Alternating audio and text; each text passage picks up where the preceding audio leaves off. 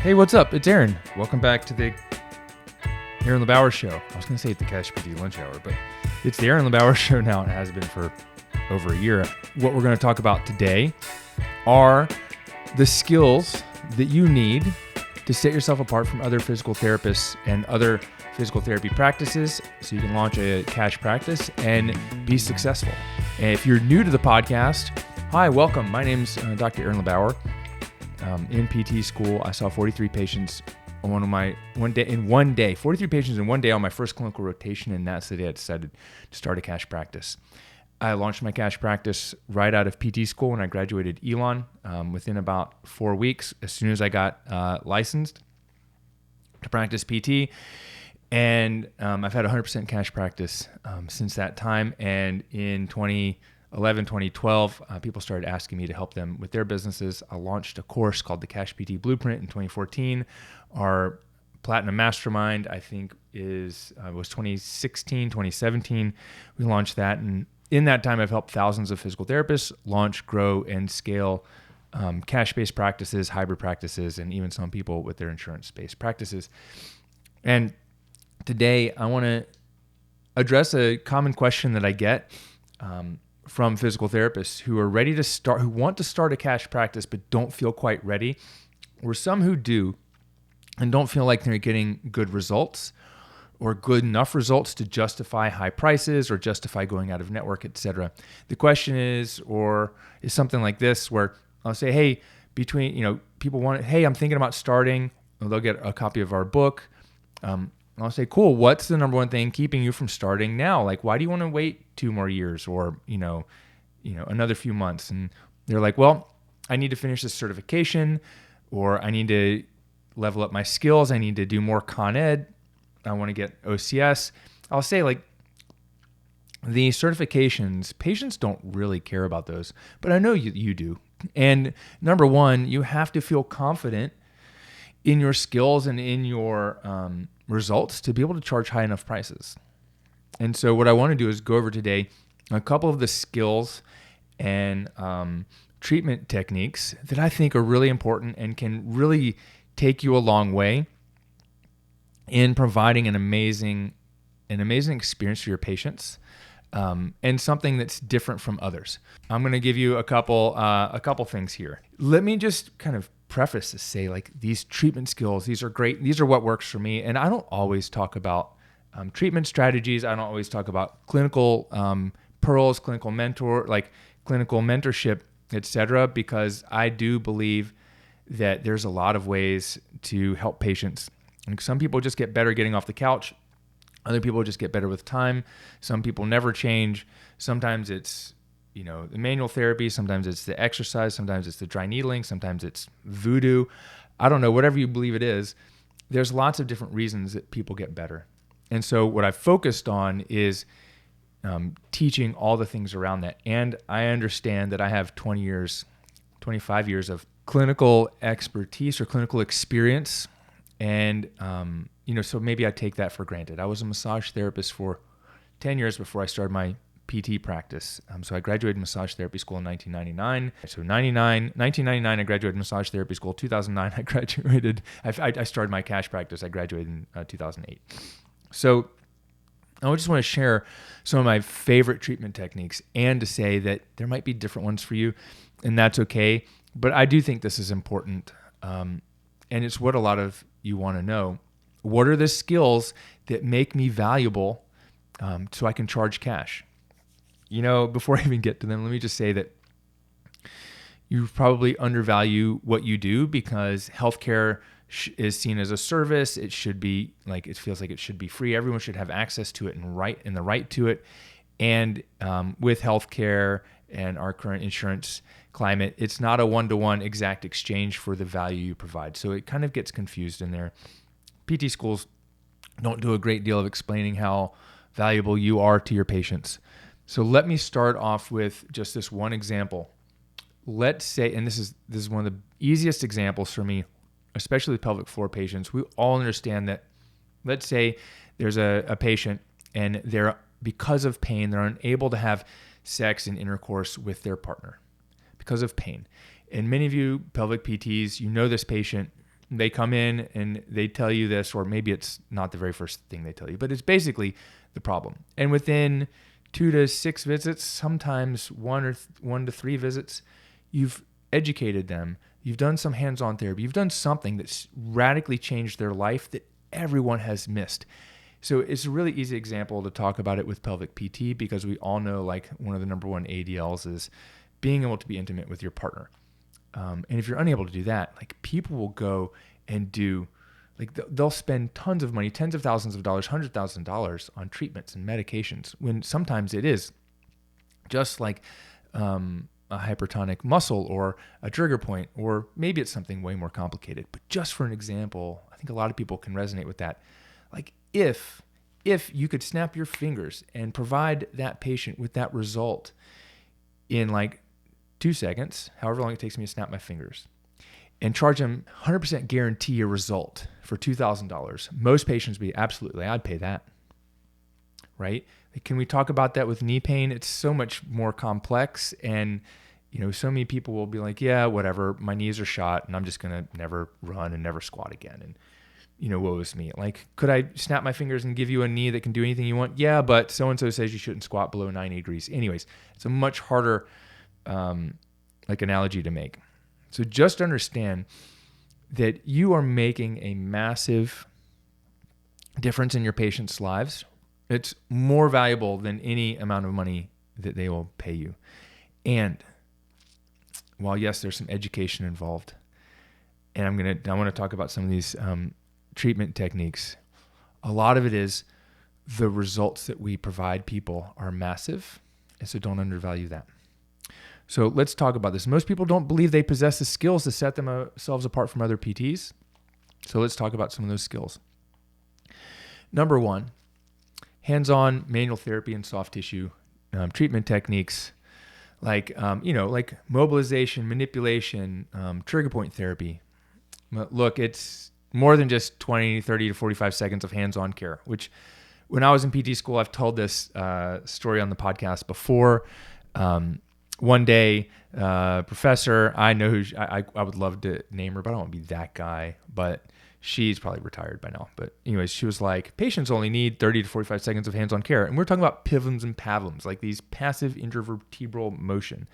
I don't even know if research what it shows. Apparently it showed that 30 seconds of it was fine and made a positive impact. And my hand just went straight up. And I said, you know what? I didn't even wait for her to call me. I was like, you know what? I don't agree with that. And I don't want the other 40-something people in here to believe that that is the absolute truth. Because up to this point, I've made my career as a massage therapist on patients not getting touched in the PT session, or even with their orthopedic surgeon. So as a massage therapist, I had patients come to me and tell me, Aaron, you're the first person to touch me where I hurt. Oh my gosh, like when we're talking about the QL, the trapezius, the scalene, suboccipitals, infraspinatus, VMO, hamstring, piriformis. I mean, these aren't like gastroc, soleus. I mean, these aren't like magical muscles that are really hard to find. You learn about these muscles in anatomy. You learn about them in cadaver lab. You should learn about them in your soft tissue lab. But we did, only 2-3 hour labs in massage therapy at Elon. And no one wanted to be my partner because I guess they were intimidated by the 30-something-year-old, massage therapist in class. And I was like, well, I should be the one teaching this anyways. So I kind of skipped those days, or I left after about 20 minutes. And I realized no one would be my partner, and I was like, whatever. But the soft tissue, like people want to be touched. One of my PT mentors said, this is Bob Duvall, he said, we need to meet our patients' affective needs. And I was like, well, I don't know what that means. This is a big word. Patients need to know we know where they hurt. So we need to be able to touch them where they hurt, and we need to be able to treat them. And so we need to get good in our hands-on and soft tissue skills. Our manipulation, but not everything needs to be cracked and cranked.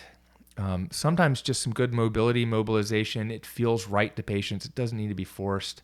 Sometimes, a good stretch, a good, patient feeling safe, a good like rotation where they feel good, it'll allow things to cavitate, and boom, I could show you some things. I mean, we were learning like this lumbar roll, and I wasn't really quite getting it. I said, you know what? Let me try this leg pull technique I learned from John Barnes in MFR 1 or 2, 10, 15 years ago. And I did it. I pulled it across the body and clunk, I got the cavitation I was looking for without forcing anything. So, if you're looking for some great hands-on soft tissue skills and you want to be around other PTs and OTs, I can't, not recommend John Barnes' MFR 1 and 2, any more highly. It's great. The soft tissue skills and the hands-on techniques and just kind of developing your sense of touch and awareness of another person's body is great. And it's really been an amazing series of Con Ed classes that I've taken. I took a lot of them as a massage therapist, and I was participating. It's one of the reasons I went to PT school. I was participating in seminars as a seminar assistant, where I wasn't doing the teaching. I was just walking around and assisting people with their hand placement and feeling comfortable on the tables and working with other people. I've done a lot of that. I've taken pretty much all his classes. There might be a new one out there that I haven't taken. And been involved with that community for a long time, longer than I've been a PT. And it's great. And, whatever you learn, I think that it's focusing on the trigger points, focusing on the tissue, the fascia, whatever. I think one of the things that is really valuable is creating a safe, comfortable space for patients to feel like they can let go, feel like they can share what they're feeling, their thoughts, their fears, and even just allow their body, muscles, and tissues to downregulate their nervous system and just feel comfortable and safe on your table, whether you're in a gym or a quiet private treatment room. So that's one of the foundational skills that I teach, foundational classes that I recommend, especially to the clinicians that work for me.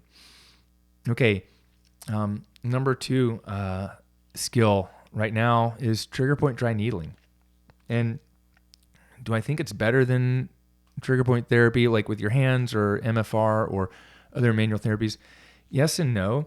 Not really. To me, it's the thing that I like right now. It's quick and easy, but it's not nearly as comfortable. But it's really powerful. And one of the reasons that it really resonates with me is because when I became a massage therapist, we did a 10-month program. It was, for context, 4 hours a day, 750 total hours in 10 months.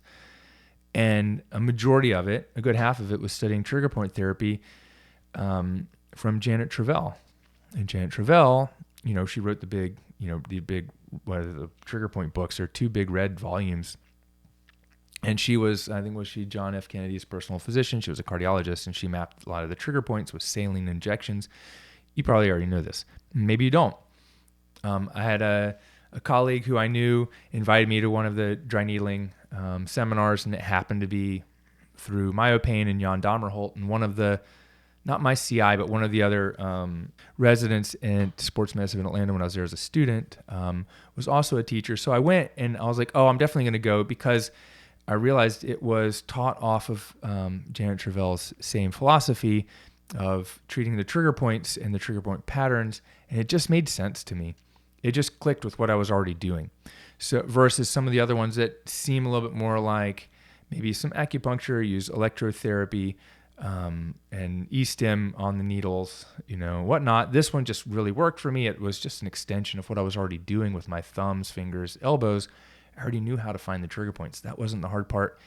Hard part was just learning the contraindications and directions and using my hands in a little bit different way to do some needling.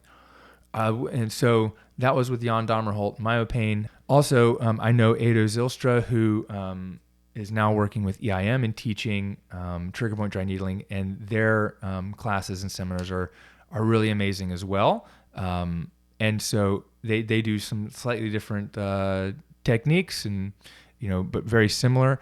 And I think that between those two, if you want to learn some dry needling, it's great. I mean, I know there's other techniques out there now that are coming up that people are really jumping on, and sometimes it's patients who are like, oh, I need needling, I need what's it called? What's the new one? Stem wave, etc. And that's great. Just one thing, let me caution you with MFR, with needling, with stem wave, etc.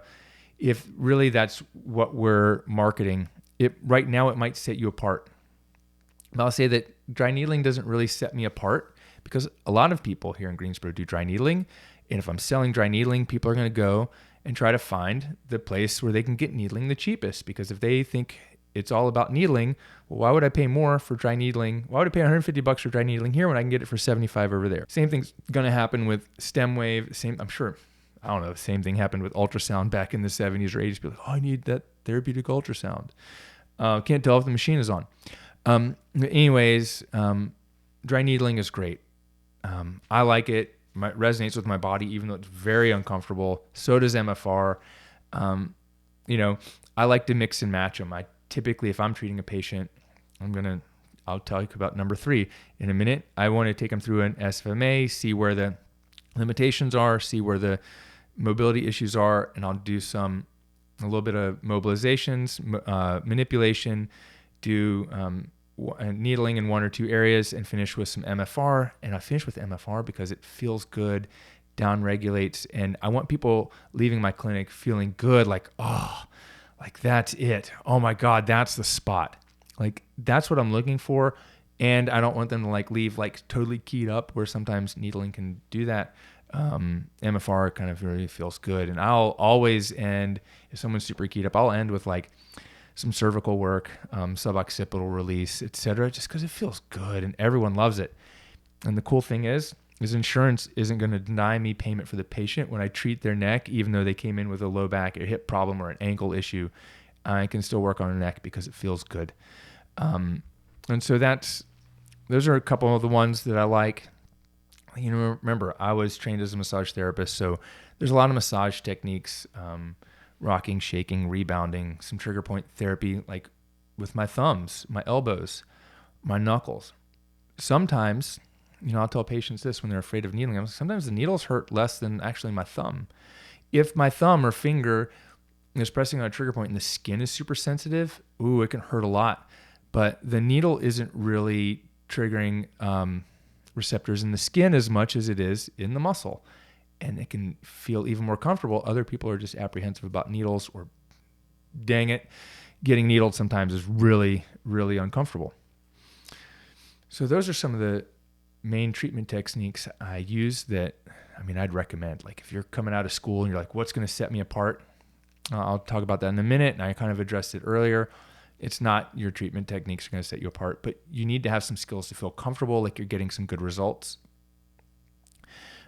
One of the things that it took me a long time to learn and a long time to get was corrective exercises. And along with that came an evaluation framework that really made sense to me. And so I had some friends, the same person here, Rob Balkin, who introduced me to Ado and dry needling, also recommended, Aaron, you should check out, SFMA when it comes to town. And at the time, I think I was having second baby was on the way, and I was just busy, and I was just I can't make that. But a few years later, so I started using the top tier, which is, I think it's 10 movement patterns. This is developed by Greg Cook, Lee Burton, Kyle Kessel, Greg Rose, Brett Jones, maybe a couple other people in there who've kind of developed this over the years. Brett's my kettlebell trainer, but I met him when he was teaching FMS. And so I did the SFMA 1 weekend in Denver a long time ago. And then I did SFMA 2 with Greg Rose.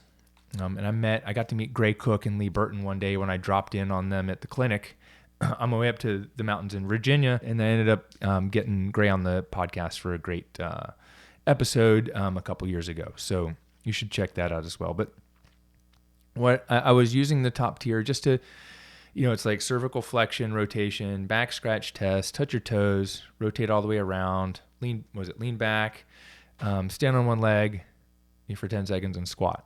And so I started picking up, practice patterns, and I would do that. I'd work on people's neck or shoulder, and they'd do it again, be like, oh, it feels much better.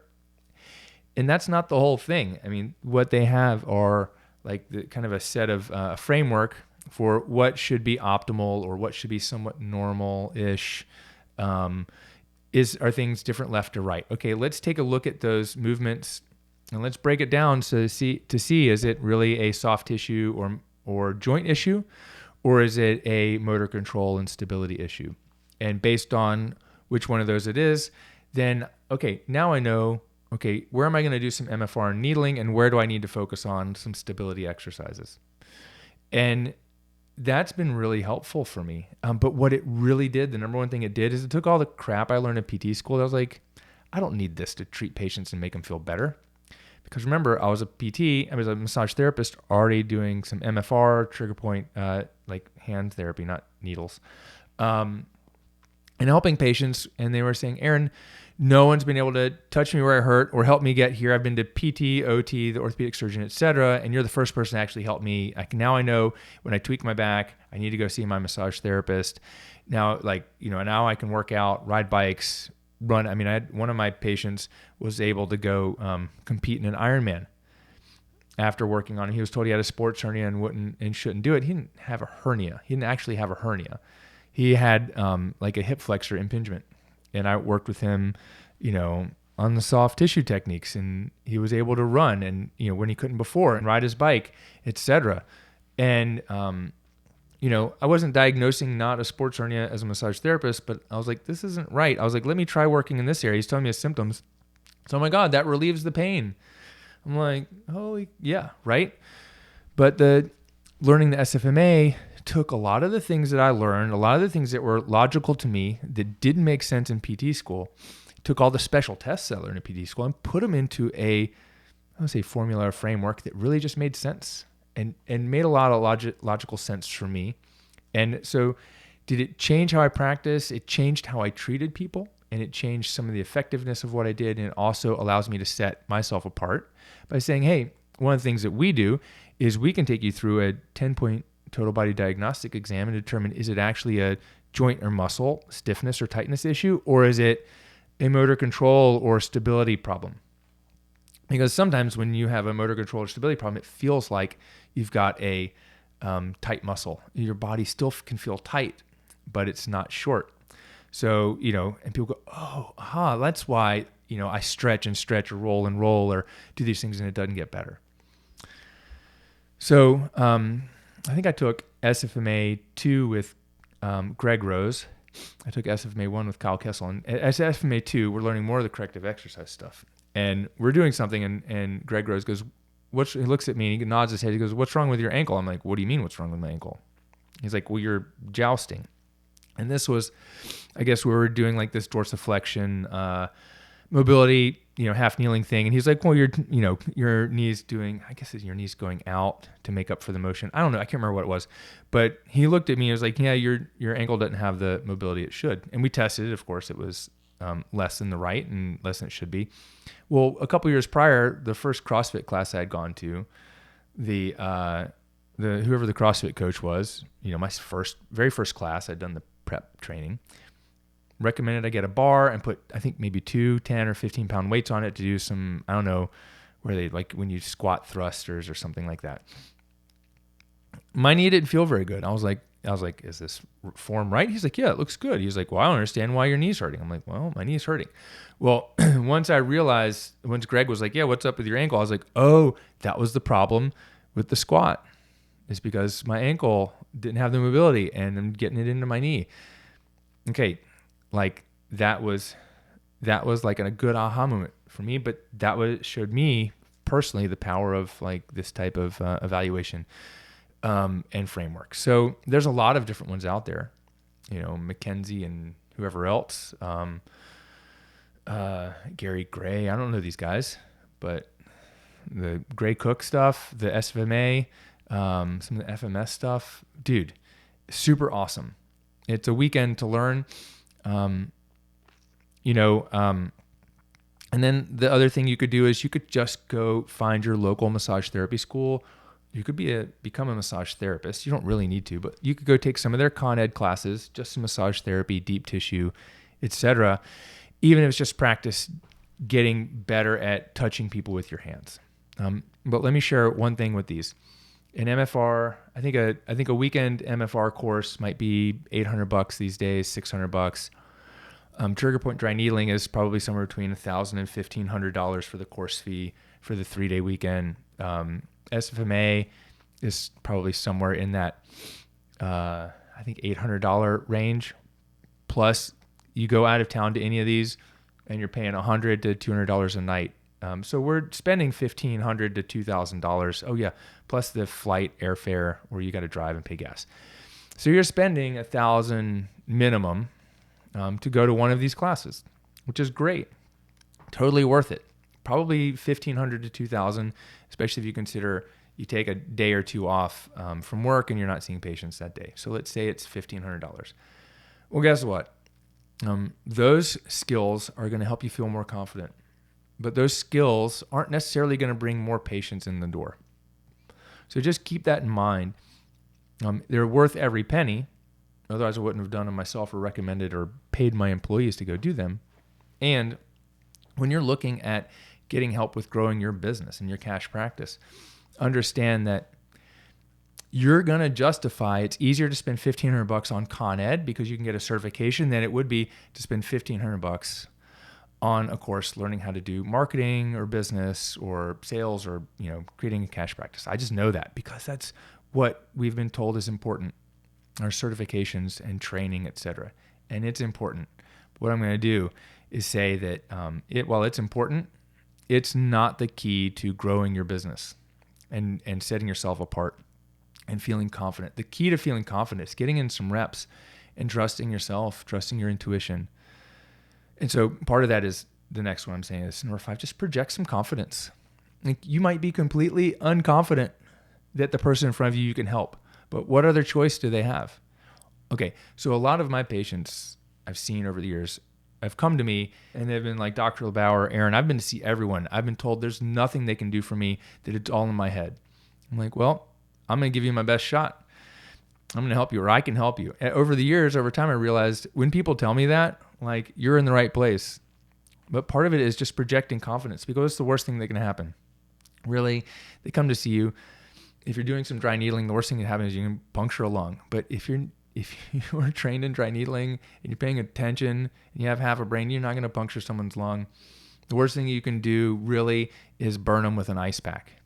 And I hope you're not using ice packs on back pain in your clinic and charging people, because no one's going to pay for that because they get ice at home. So, really the worst that can happen is they leave going, that was a waste of my time. That was a waste of my dollars. That's really maybe the worst that can happen is you get a 1-star review from a cranky patient that was never in your clinic in the first place. I don't know. I have one of those. What I'm saying is it's about the confidence, because you're a doctor. You know more than the person coming in. You might be uncertain and unclear about it, but I guess what? I guarantee you that surgeon doesn't know for certain that the surgery is going to fix the problem, but guess what? He's going to tell the patient that. A little overconfident in my book, but they're going to be like, yeah, this is exactly what we're going to do. This is how we're going to do it, and we're going to fix you right up, Mrs. Jones. Mrs. Jones is going to be like, sure, great. And a lot of times they're going to, just because of that confidence, they're going to get better, right? Placebo effect. Just project some confidence. Just be confident in yourself. I had a patient who was a lacrosse coach, sent in one of his players. Player came in, his back was hurting. He was basically told just to do the stim and roll it. And he was like, I got a game tomorrow. I evaluated him. I did some MFR with him. I did some trigger point therapy. This was before I did needling. I don't know that I would have needled him, but maybe I would have. At this point, I put some like tiger balm on his back. I gave him a couple exercises to do at home to relieve the symptoms. And I was like, yeah, man, you're going to crush it tomorrow. Let me know after the game how you did. Guess what? It was his highest scoring game of his career. And the team won, and it was great. And then I got 10 more referrals. And I didn't even see the guy again. But what I did was I gave him confidence because I knew he was 20 years old, strong. He could move well. He just was a little tight and stiff from probably overdoing it on some lifts or something like that. Give people confidence, because you're not lying to them. You just got to project confidence, even if you're doubting yourself. Because I know that you can help them. I know that you're already well ahead of them. Recognize that there's nothing you have to change. And this would be the next one, would be nothing. You don't need anything more than what you already have. You already have the skills and certifications you need to help patients get better. You've graduated from PT school. What more do you need? You already know way more about the body, injury, disease than the patient in front of you, unless you're treating another physical therapist. And guess what? You're probably fine. You already have everything you need to help them get better. You're already ahead of 95% of the patients that are going to come to see you. So remember the movie, you may or may not know this, but Catch Me If You Can with Leonardo DiCaprio. It was a movie about Frank Abagnale, who was one of the, was a con artist who now works for the federal government and teaches people about con artists. He taught courses at I think it was at Brigham Young University, and he was asked, how did you teach the class? And you didn't know anything about advanced sociology. And he said, all I had to do was read one chapter ahead of the students. Right? He was a con artist. He pretended to be a Pan Am pilot, a school teacher. I mean, a ton of other things. He just wrote tons of checks. But how did he teach a class through a whole semester of school? He just had to be one chapter ahead. So all you have to be is one chapter ahead. If you go to one MFR class, one dry needling class, and one in SFMA 1, you're going to be more than 3 chapters ahead of the patients because they haven't even been to PT school. So realize that there's nothing more that you really need other than recognizing that you are already ahead and feeling confident. And you know what? Remember this.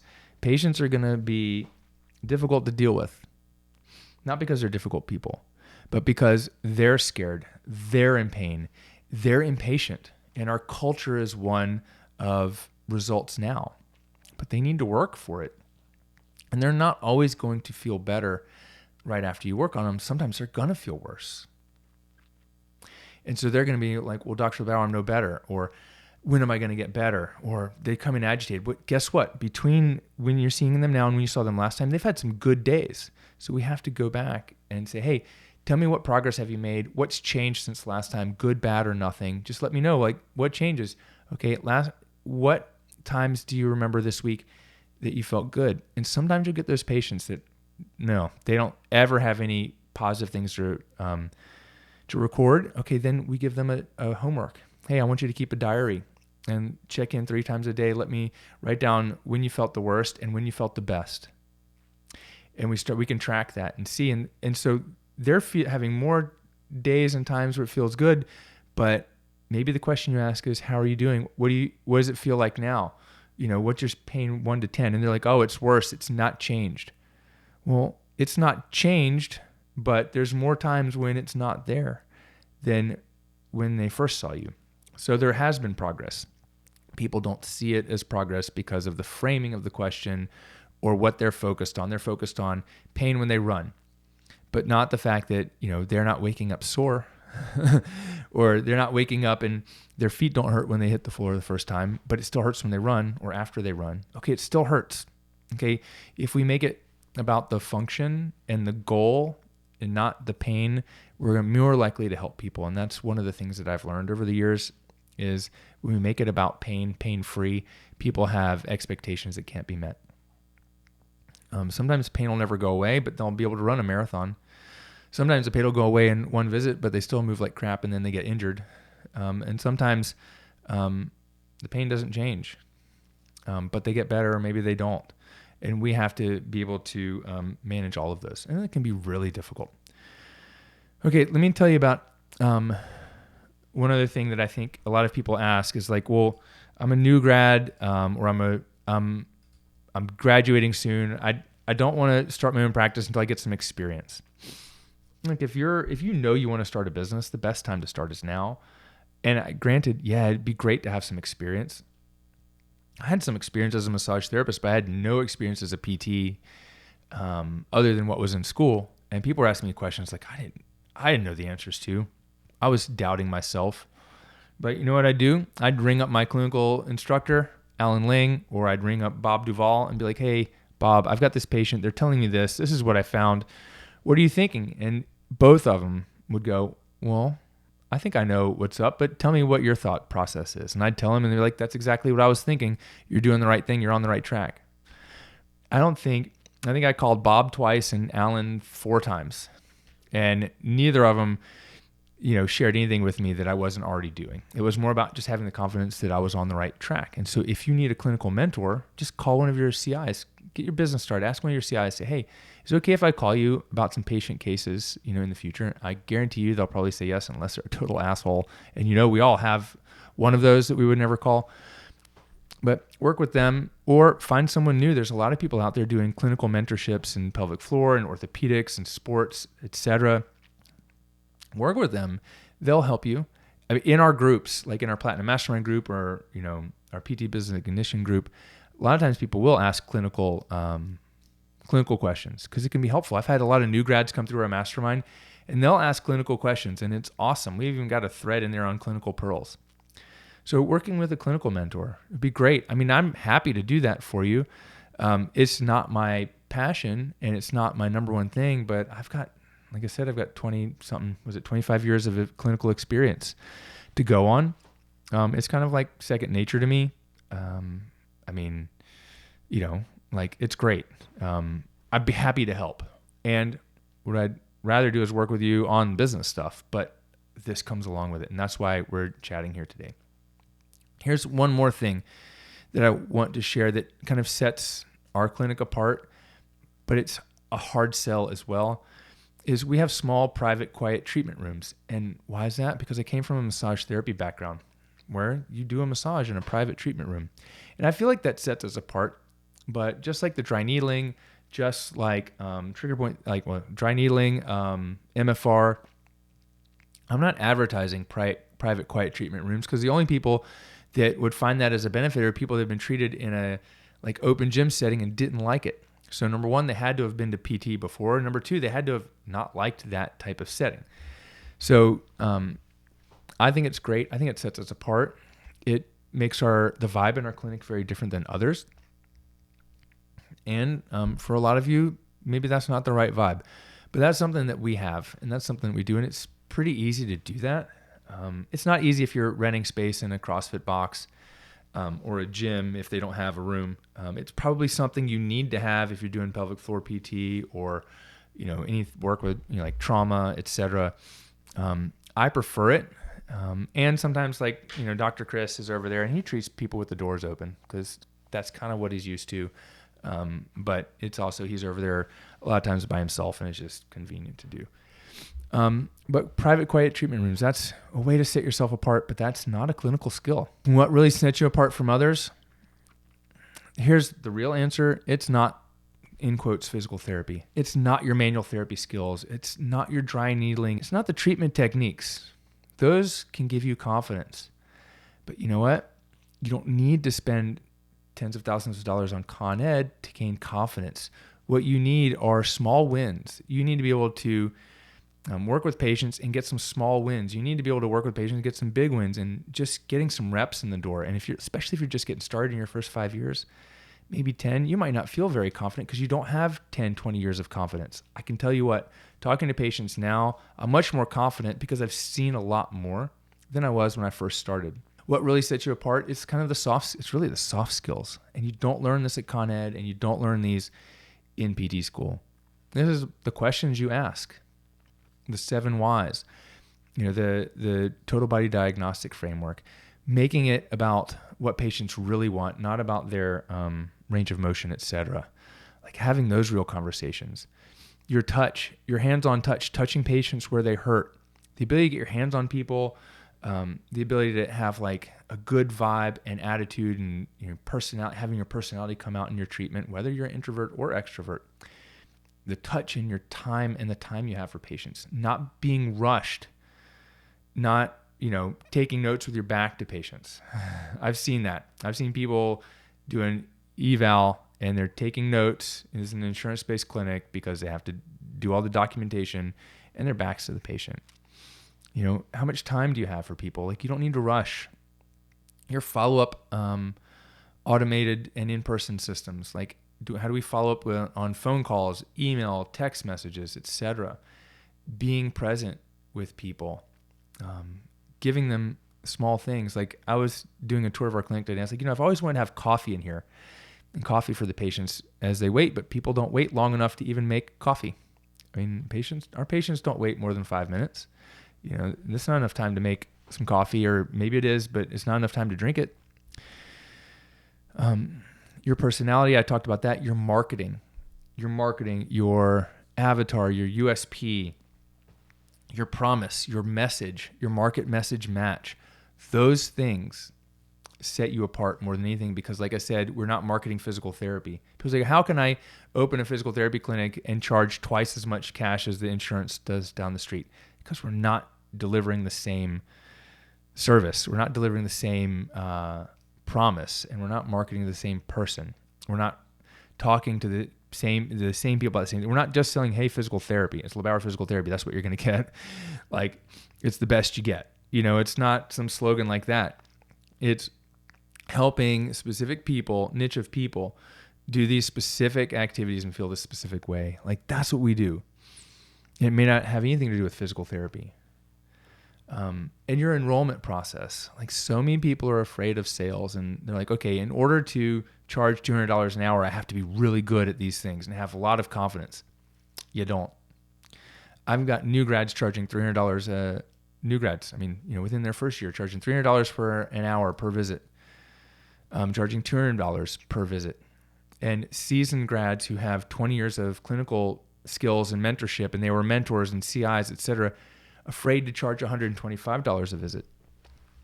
And the difference isn't the skill level. It's the confidence that what you're charging for is worth it.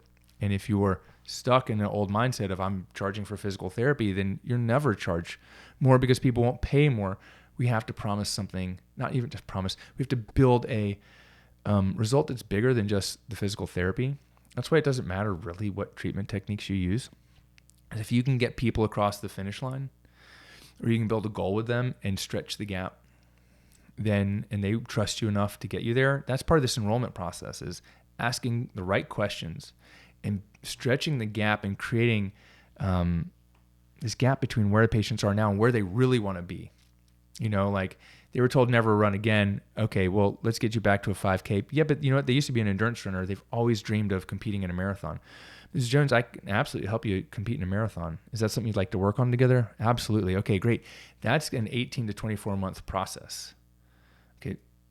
So what we're going to do is we're going to work on getting you to a 5K first without your knee pain and without not worrying about it doing any more damage. And then once we get there, we'll reassess and see, what does this plan look like to get you, because Mrs. Jones at some point had run, 10 miles maybe, but got injured on their way to the half marathon. Okay, we're going to work, and then we'll work this longer term plan. And that's a big gap, right? Wouldn't you agree? Yeah. Okay, great. So that's what we're going to work on together. Okay, and that's part of the enrollment process. That's going to set you apart, because everyone else is going to be putting them on the bike and the upper body erg and maybe the treadmill, and they're happy to give them range of motion, but they're not even worried or focusing on, running 10 miles. Like, once you get your range of motion and your strength back, you're good. Insurance isn't going to pay for more. So that's really one of the places that you set yourself apart. It's the marketing and the enrollment process. And we can call the enrollment process sales. But I don't want to say that too loud and scare you off. But really what I want you to understand is that process is really where you set yourself apart. And we're not going to promise something we can't deliver on. And we're not going to promise something that is unreasonable. But what we really have to do is build a why and build meaning behind it. And then that's what patients are going to pay for. The rest of this just gives you the confidence to make that offer. But really, if I could snap my fingers and give you the confidence to charge $200, $225, $250 a visit, and not bat an eye about it because people can't afford it. And let's say, yes, some people don't have that cash. Well, you know what? There's other programs we can do where you can make even more per hour. We do semi-privates. Just imagine 6 people semi-private Pilates, $75 a piece. That's $450 if we got 6 people in there. So you see what I'm saying? Was it $450? No, that's $325. Still more. So we can do those kinds of things too. Like there's all possibilities. People are really fixated on it being one-on-one. Cash-based doesn't have to be one-on-one, but one person at a time, get on the upper body erg, the hot pack, do some roller. Let me do a manipulation. Okay, do this exercise with the tech and come back 2 more times this week to do that. Like I know that helps some people, but it doesn't help a lot of people. And that's why I got into PT, is because the people that didn't help were coming to see me as a massage therapist. We were ignoring a segment of the population, and insurance is part of the problem, but it's not the only problem. We're ignoring it, and we're not willing to stand up for insurance and say, hey, but these people need a different type of care. They need a different program, and it doesn't have to be one-on-one. It's just what I chose because I was doing massage therapy, but I can help 20 people at a time. It's just the expectations are slightly different. What they're paying for is different. And you know what? If you're not going to do it, if I'm not going to do it, personal trainers are going to do it. Not even personal trainers, stretchologists are going to do this kind of thing. So we need to be on it, and we need to stake our claim, and we need to differentiate ourselves from just rehab technicians, which is what most people think physical therapy is. And so that is how you're going to differentiate and set yourself apart from Pivot Physical Therapy, from the people at Breakthrough Physical Therapy, from the other cash practice owner down the street who's not taking one of my programs or listened to this episode. That's how you're going to do it. And so if you're looking to launch a cash practice this year, I'd love to send you a copy of the CashPT Checklist. This is a free downloadable guide, and it's a checklist, the exact checklist that I use to launch my practice that we've updated over time. There's about 26 steps and things that you need to get your practice off the ground. It's a step-by-step checklist to launch a physical therapy cash practice. So you can get it by going to CashPTChecklist.com. That's CashPTChecklist.com, or DM me the word checklist over on Instagram, and I'll send you the link to download it today. This is Aaron LeBauer for the Aaron LeBauer Show. I will see you next time. DM me the word checklist on Instagram. Follow me, and my Autobot will send you a link to download it, or go to CashPTChecklist.com. Look out for an invitation to join us for the free launch training that's coming up, and I'll talk to you soon. Peace.